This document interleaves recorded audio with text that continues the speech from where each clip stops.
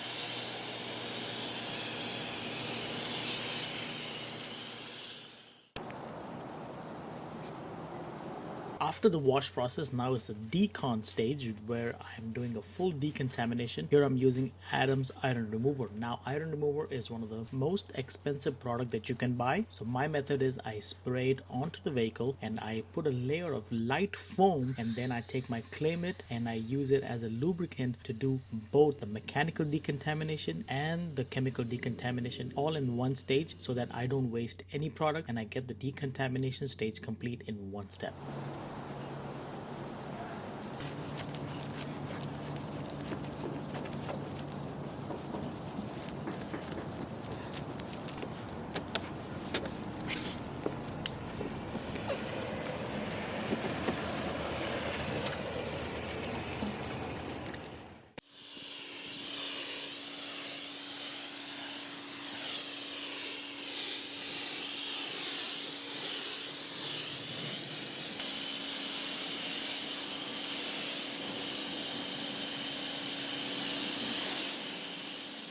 After the decom process, the water should be flat on the paint, and now there is no protection from previous waxes or any kind of sealants, and the paint is absolutely ready for paint correction.